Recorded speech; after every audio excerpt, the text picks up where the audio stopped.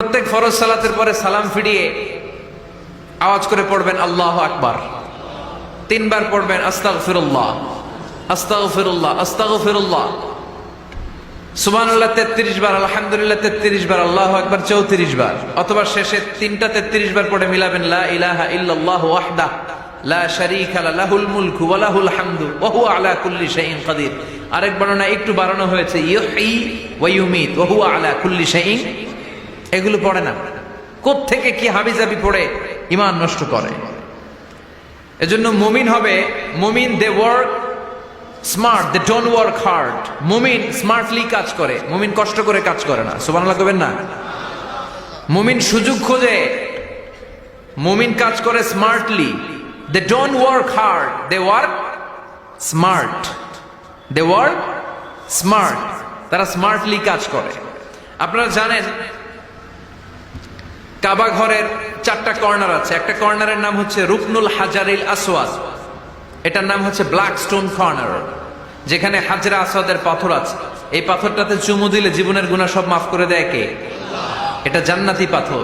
কিয়ামতের দিন এই পাথরকে আল্লাহ একটা জিহ্বা দিবে, ঠোঁট দিবে, 2টা চোখ দিবে, আর কিয়ামতের দিন আল্লাহর সামনে দাঁড়িয়ে এসে সাক্ষ্য দিবে যে আল্লাহ তোমার এই বান্দা আমার চুমু দিয়েছিল, এ দিয়েছিল, এ দিয়েছিল, এদের সবাইকে মাফ করে দাও।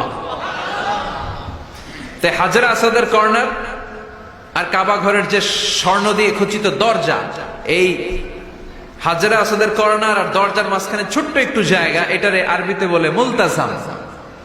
আমার সাথে সাথে পড়েন, এটারে আরবিতে কি বলে? ইলতাজামা ইয়ালতাজিমু ইলতিজামান। মুলতাজিম মুলতাজাম মানে হচ্ছে যেটার সাথে লেগে থাকা হয় সব সময়।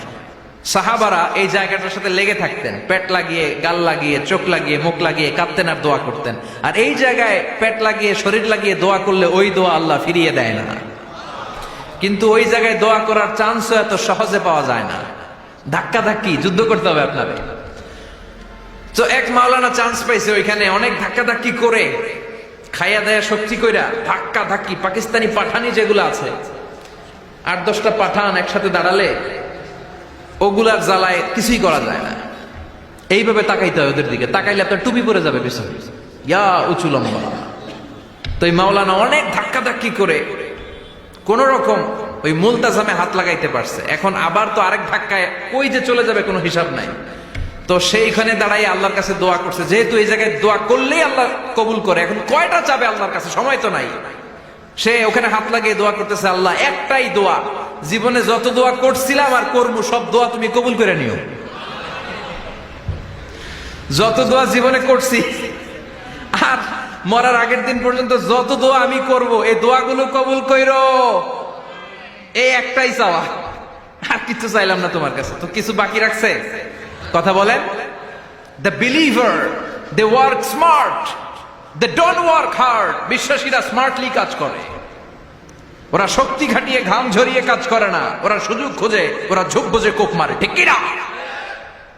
যেখানে সওয়াব বেশি, অল্প কাজে প্রফিট বেশি, লাভ বেশি, ওইটাই না মানুষ করবে, ঠিক কিনা?